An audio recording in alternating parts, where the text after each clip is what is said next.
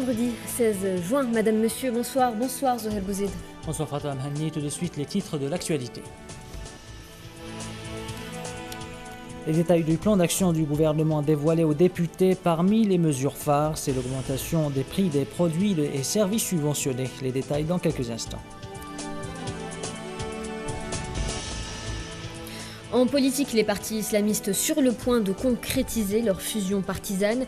Le Front El Adala, le mouvement Al-Nahda et le mouvement El Bina vont bientôt devenir un seul et unique parti. Nous écouterons les leaders concernés dans ce journal.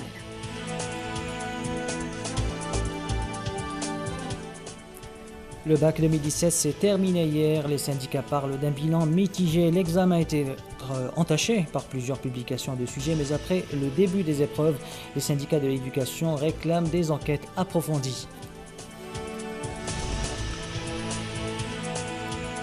Et à l'étranger, au Maroc, la situation dans le Rif se complique. À El Hoceima, des affrontements violents ont eu lieu entre manifestants et forces de l'ordre. La démarche pacifique s'est transformée en bataille rangée dans les rues du nord marocain.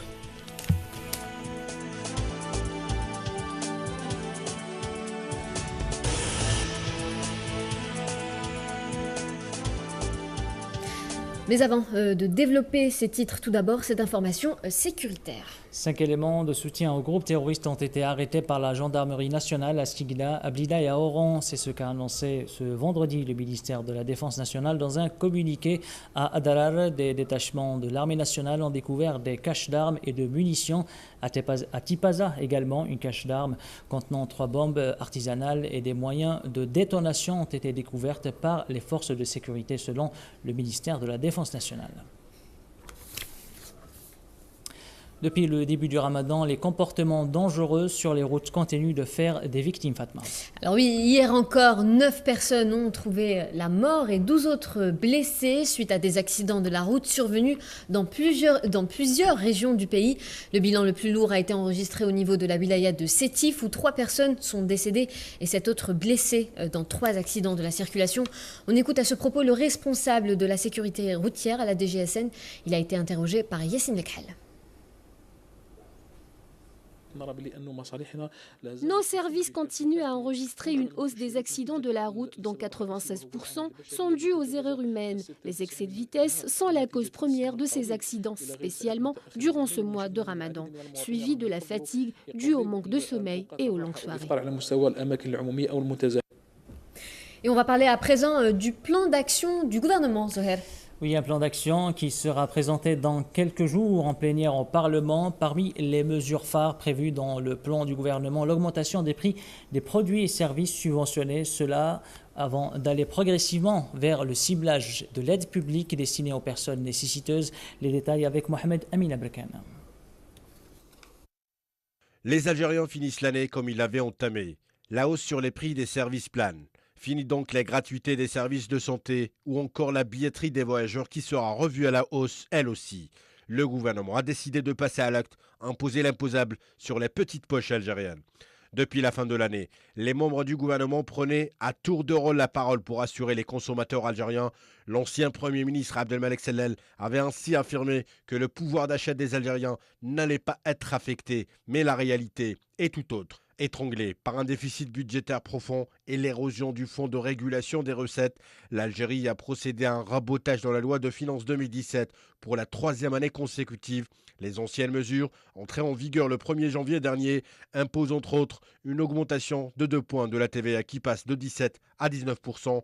L'année 2018, sous l'ère Abdelmajid Tebboune, sera certainement plus cauchemardesque que la précédente. L'augmentation d'autres taxes et la dépréciation de la monnaie algérienne entraînent mécaniquement un relèvement des prix. L'augmentation des prix de l'essence depuis le 1er janvier est liée à la réaction du gouvernement qui n'a plus les moyens de subventionner des dizaines de produits, ce qui était pour lui le moyen de soutenir le pouvoir d'achat des Algériens. Un pouvoir d'achat déjà amputé par l'affaiblissement de la monnaie par rapport à l'euro. Le gouvernement a aussi décidé de tailler dans les grands projets d'infrastructure en reportant des chantiers de nouvelles autoroutes et des créations de lignes de tramway dans plusieurs villes. L'économie algérienne repose, elle, depuis des décennies sur le gaz et le pétrole qui représentent 96% de ses exportations, près de la moitié de son PIB et 60% des recettes budgétaires de l'État. Autant dire que l'effondrement des prix est une catastrophe. Les revenus pétroliers de l'Algérie ont chuté de 70% depuis l'été 2014. L'Algérie est un des pays les plus touchés par cet effondrement après le Venezuela et la Russie. Son plan d'action, le gouvernement compte renforcer les prérogatives des collectivités locales. Il est prévu également l'instauration de wilayas délégués supplémentaires dans les régions des hauts plateaux. Quant à la capitale, elle sera dotée d'un statut particulier, des changements que le gouvernement voudrait appliquer durant les 2 prochaines années. Et puis les partis politiques qui continuent de réagir suite à la remise du plan d'action du gouvernement aux députés. Aujourd'hui, c'est Louisa Hanoun du Parti des Travailleurs qui s'est exprimée sur les orientations du président de la République lors du dernier Conseil des ministres. Elle a salué également la diplomatie algérienne pour sa position neutre dans le conflit des pays du Golfe, avec le Qatar. On écoute la secrétaire générale du Parti des Travailleurs.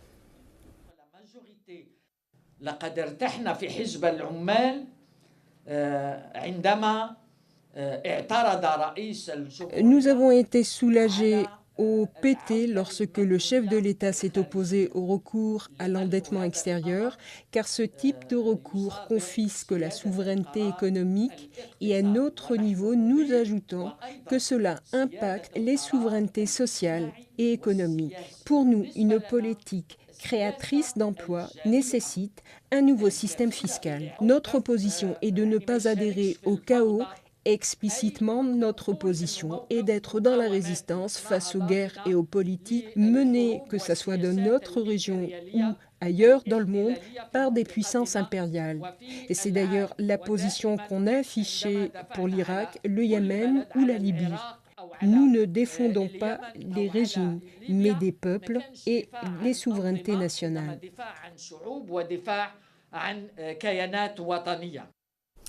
Et on va continuer à parler politique avec l'alliance des partis islamistes qui sont sur le point de concrétiser leur fusion partisane, n'est-ce pas Zoher?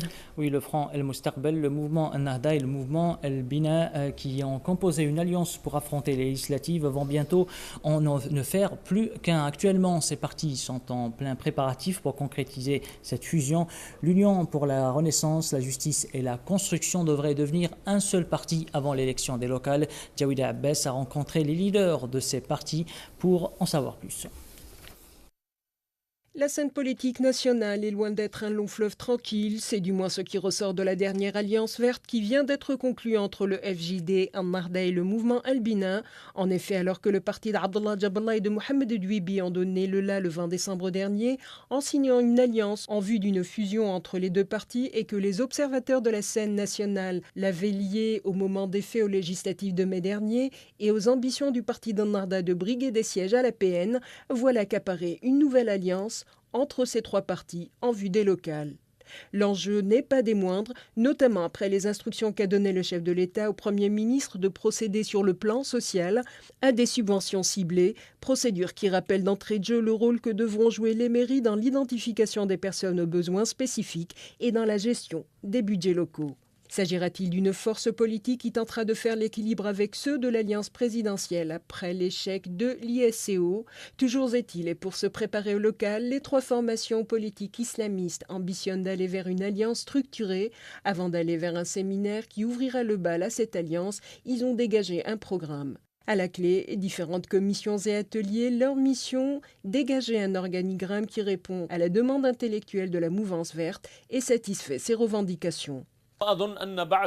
Nous avons pensé à mettre en place des commissions spécialisées pour réunir des documents et faire des études nécessaires à ce programme et je pense que les résultats ne seront obtenus qu'après le Ramadan, même période à laquelle ces partis auront à déposer leurs propres documents traitant sur le règlement intérieur, puis seront désignés et élus les membres de la direction. Ce séminaire aura lieu avant les locales. C'est un travail qui revient aux différentes commissions mises en place. à l'instance directive et aux responsables de cette coalition. Dans les documents fournis par les trois parties, il y a des procédures à suivre, dont entre autres l'application du programme intellectuel et politique commun, ce qui permet d'unifier les points de vue et d'aboutir vers un accord commun qui servira de base à l'organigramme de cette coalition.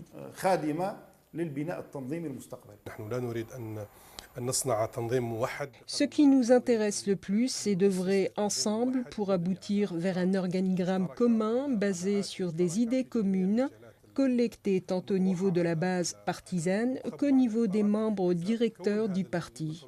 De façon générale, former ce projet est stratégique. Il prévient toute fracture. Il faut savoir que ce projet ne plaît pas à tout le monde. Plusieurs partis politiques ou autres ne sont pas d'accord et la direction de cette coalition en est consciente. Le rendez-vous est donc pris pour l'après-Ramadan et la prochaine rentrée sociale. Fin des examens du bac, l'heure est au bilan, Fatma.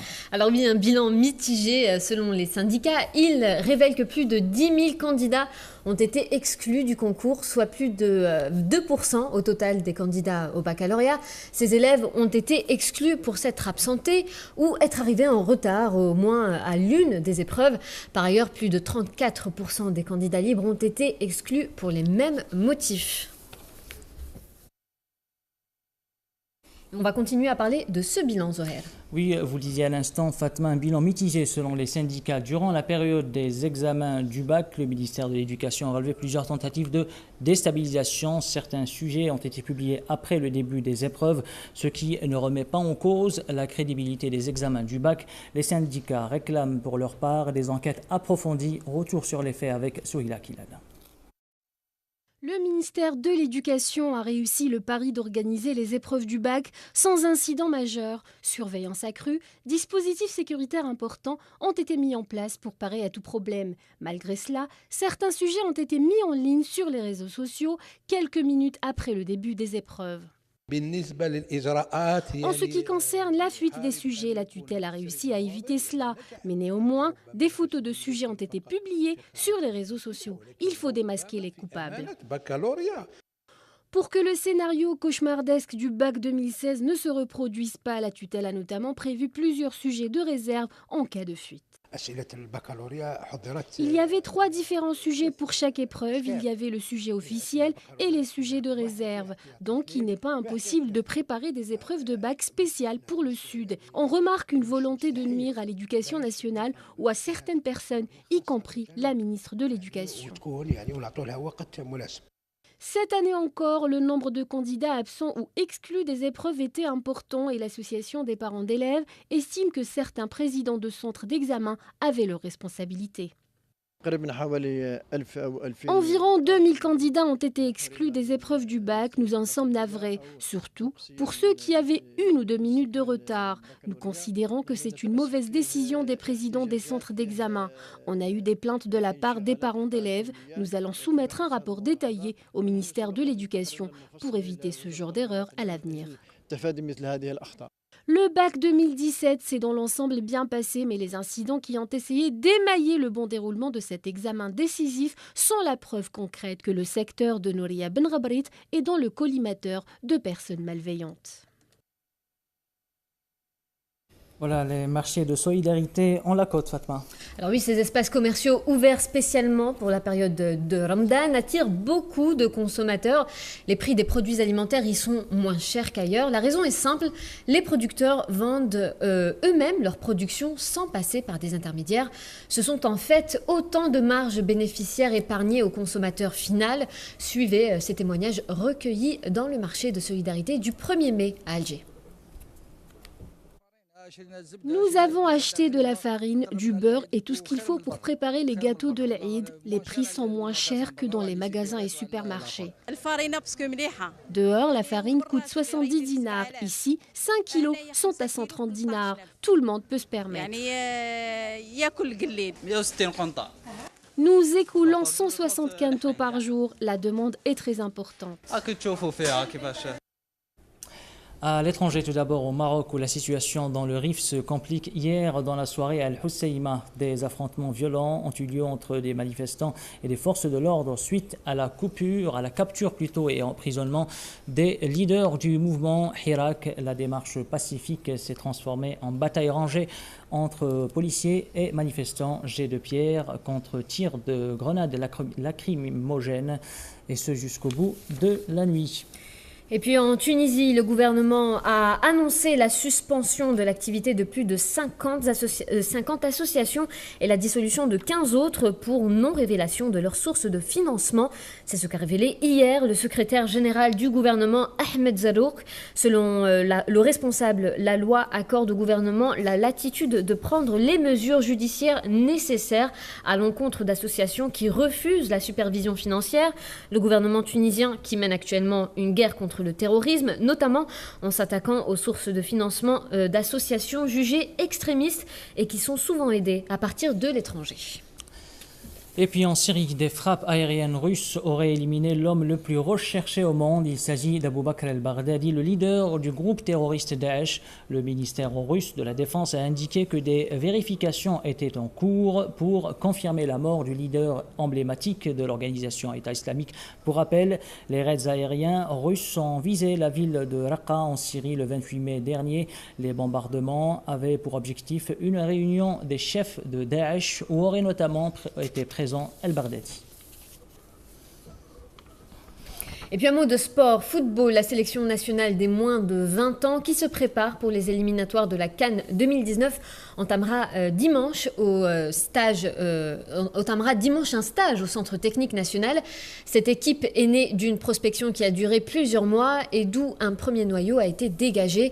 Sous la direction d'Abdelkrim Benaouda, elle avait participé au tournoi de l'UNAF en Tunisie. Un deuxième stage organisé à Blida est ponctué par 2 rencontres amicales face à l'USM Blida et Wydad de Bouferik a eu lieu en début du mois en cours. Ce troisième stage prendra fin jeudi. Il permettra au staff technique et à la direction technique nationale de voir à l'œuvre les joueurs sélectionnés.